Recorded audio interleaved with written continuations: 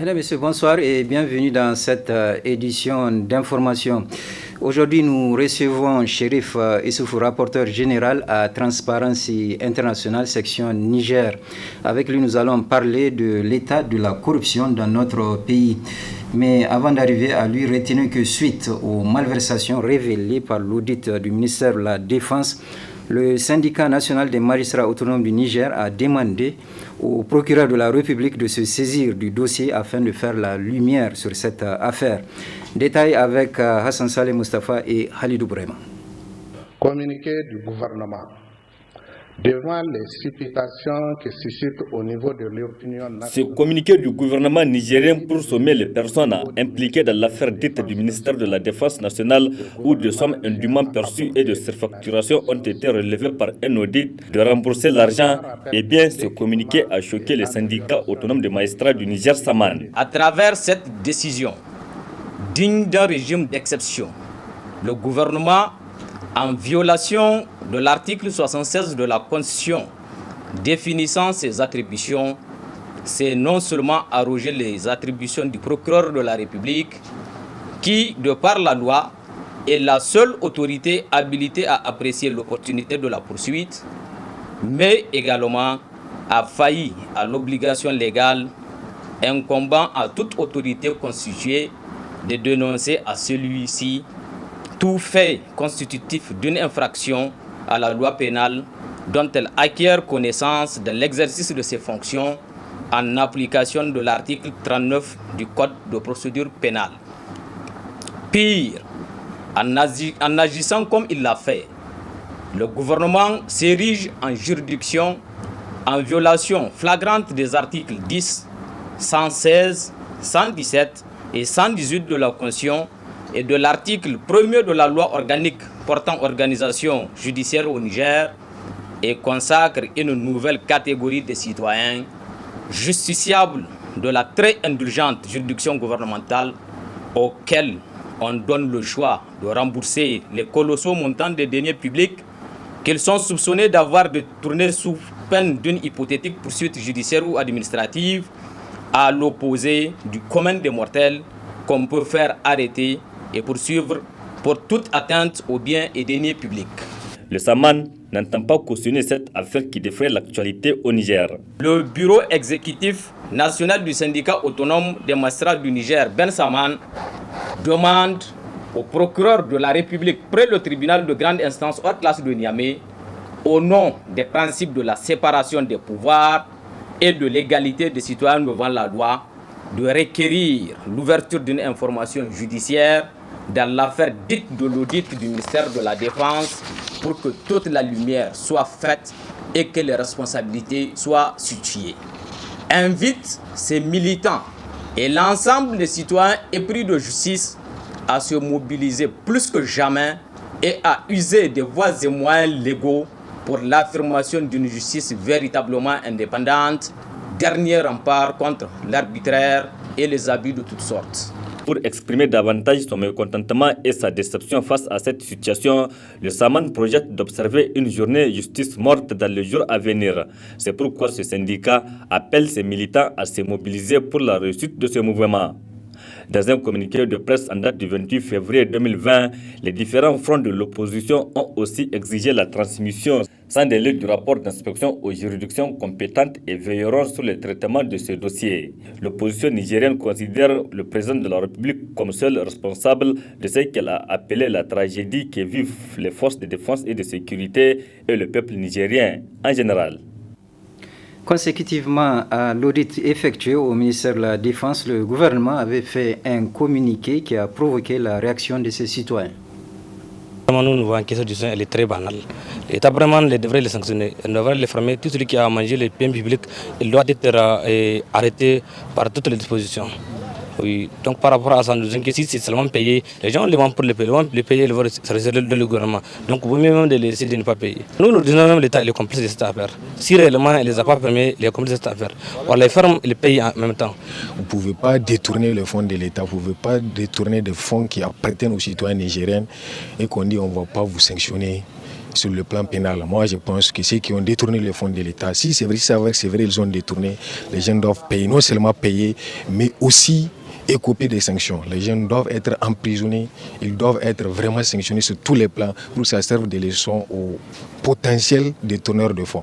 Parce que quand on dit on va juste les sanctionner sur le plan administratif, ils vont rembourser, je suis sûr et je vous assure, ça va encourager d'autres à vouloir aussi détourner. Parce que quand je détourne 1000 milliards, mais je pars, j'investis, 2 mois, 3 mois, on m'interpelle, on me dit de payer, je paye, je garde les bénéfices.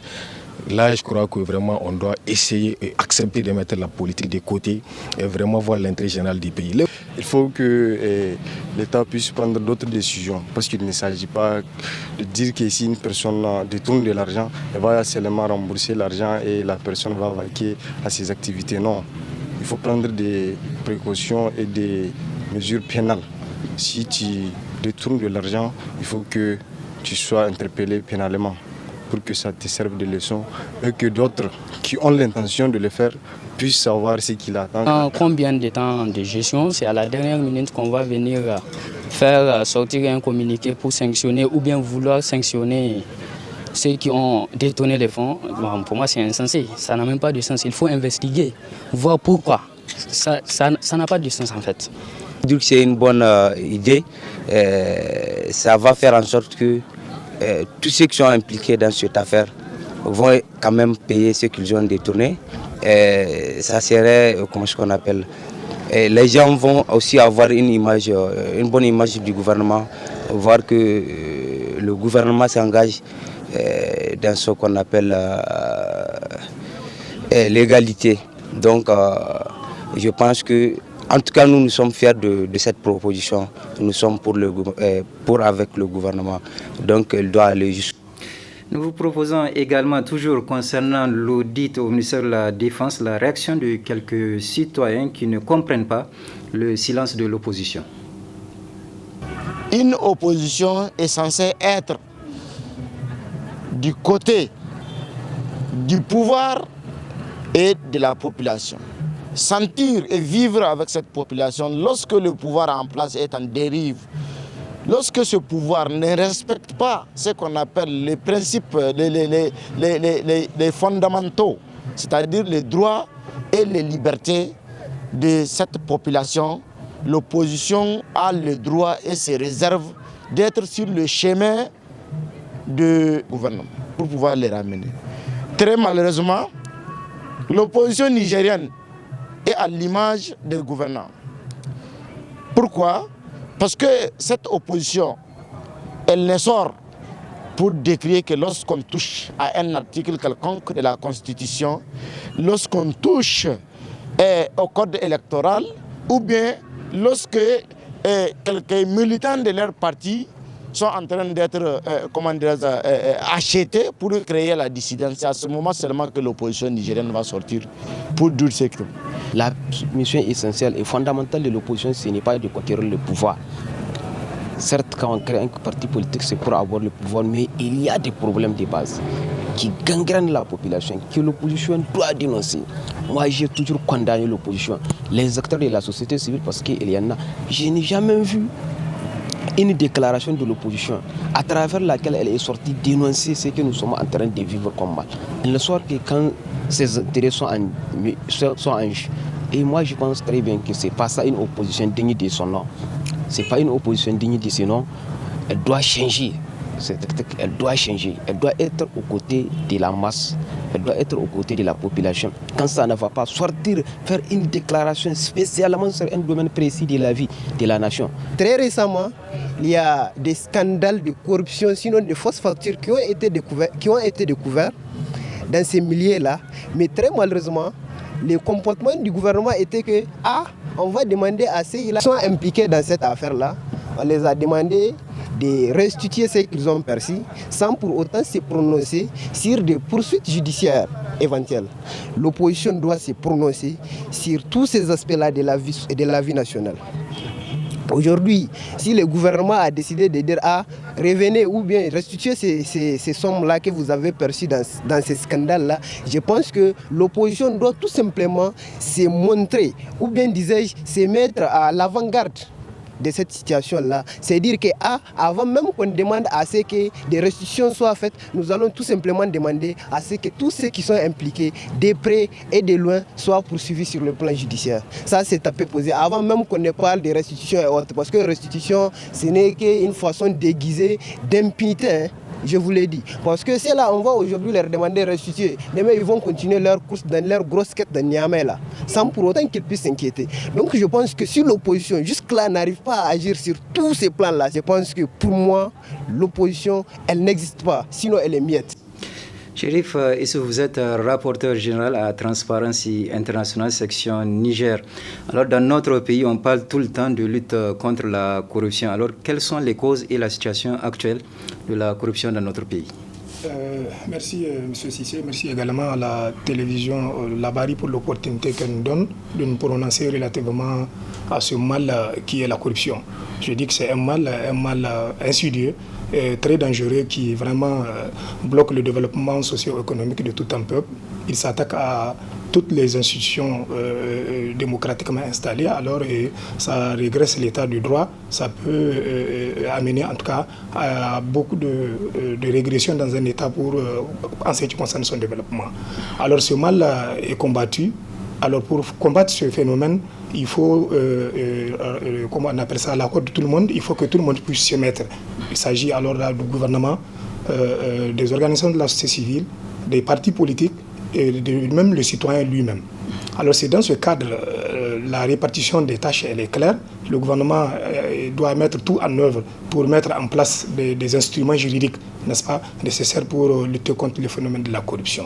Au Niger, il y a vraiment, depuis un certain moment, la création de beaucoup de structures étatiques qui sont chargées de faciliter la lutte contre la corruption, telles que la HALCIA, la Haute Autorité à la lutte contre la corruption et les infractions assimilées.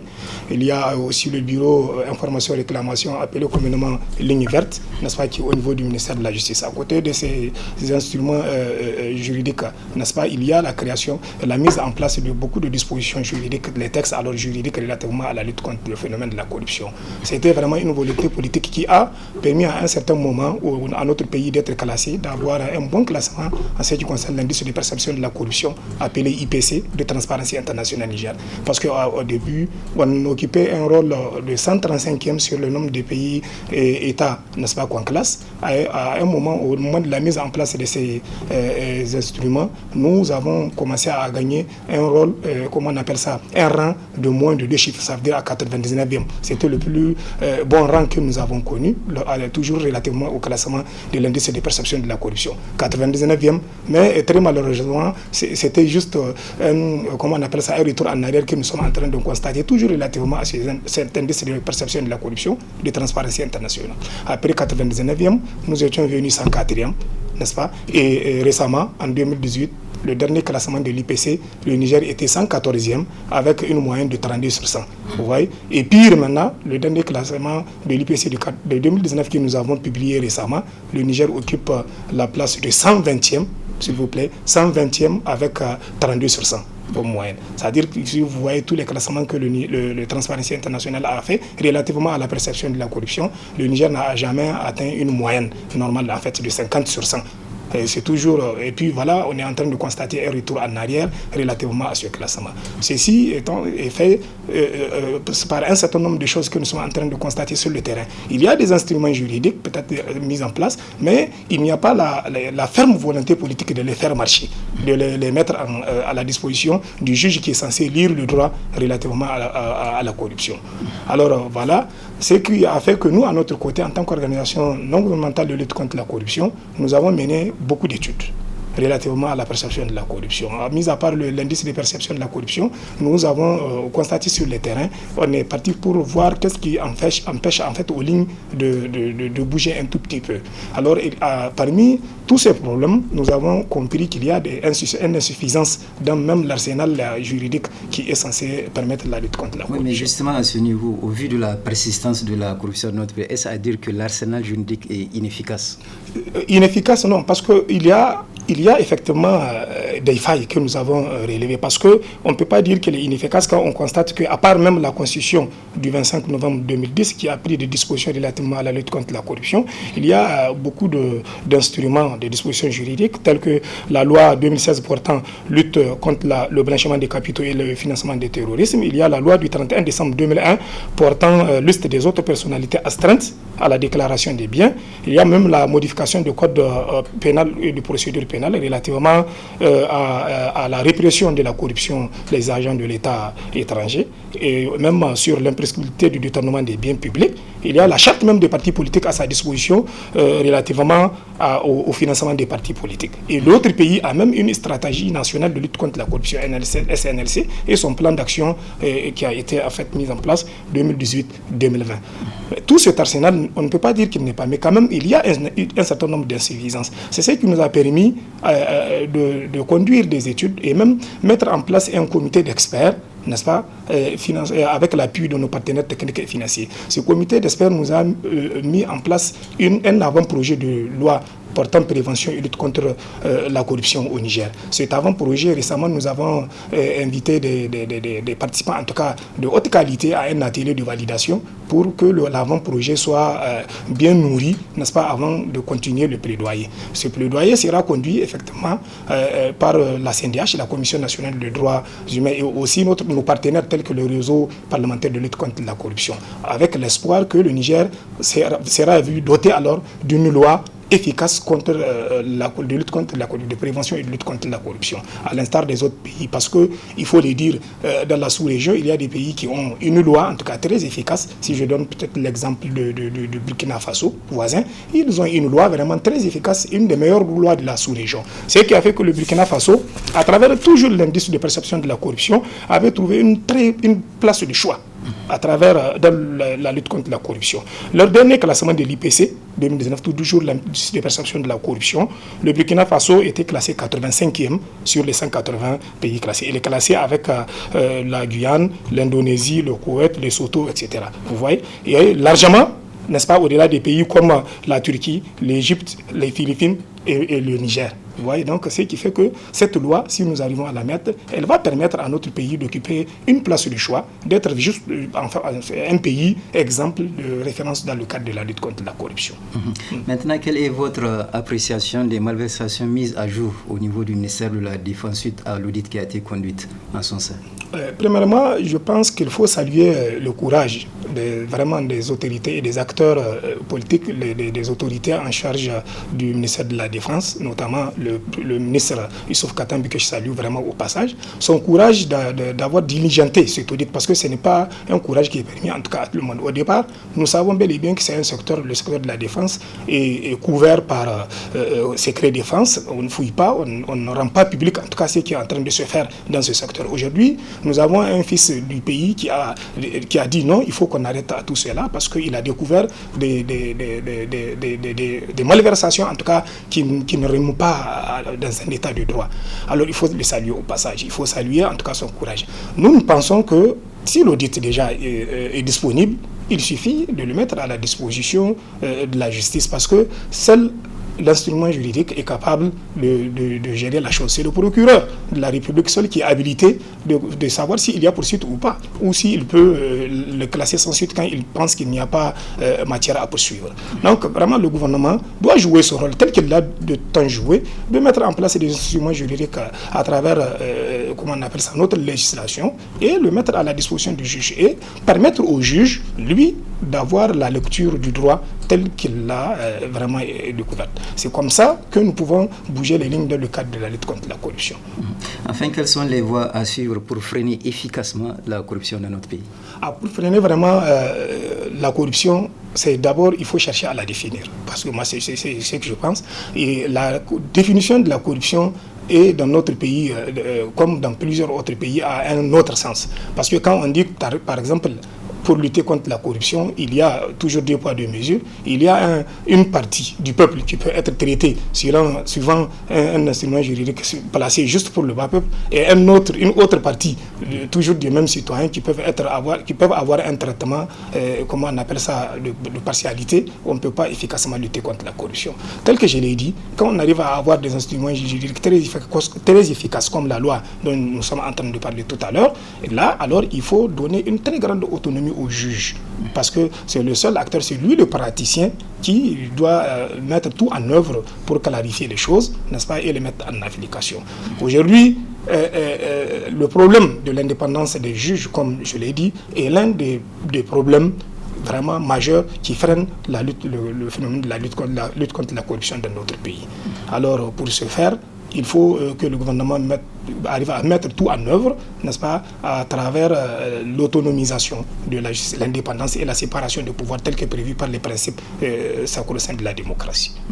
Chérif Issoufou, merci d'avoir répondu à nos questions. Je rappelle que vous êtes rapporteur général à Transparency International section du Niger. C'est moi qui vous remercie. La suite de ce journal, le cheikh Abdelhayou de Bassoura a organisé ce matin dans son quartier une cérémonie de consécration pour 28 de ses disciples. Et plusieurs leaders religieux ont pris part à cette cérémonie. Compte rendu Ismaël Moumouni et Aboubakar Souley. Valoriser davantage la culture islamique à travers la lecture du Saint-Coran, c'est ce qui anime Cheikh Abdelhayou de Bassoura à travers la création d'une école coranique. Ainsi donc, cette walima marque le parachèvement de l'apprentissage de la lecture du livre saint de 28 disciples, dont 16 hommes et 12 femmes de sa zawiya. Cette cérémonie a vu la présence de plusieurs cheikhs, parmi lesquels figure Cheikh Braham Boubacar de Kyoto, qui a salué son homologue de Bassoura pour sa dévotion. Vous savez que c'est une grande zawiya où il y a une école coranique qui est en train d'évoluer. Du système traditionnel, cette école est en train d'évoluer vers un système plus moderne où vous avez vu, il y a beaucoup de femmes qui ont parachevé leur apprentissage du Saint-Coran, mais aussi beaucoup d'hommes. Et c'est cette cérémonie qui nous a réunis ici avec beaucoup de personnalités religieuses qui sont venues de toutes les contrées. Et on a entendu des lectures du Saint-Coran de très bonne facture de la part et des femmes et des hommes, mais aussi des enfants. Ce qui montre que vraiment cette zawiya est en train de faire une très bonne évolution.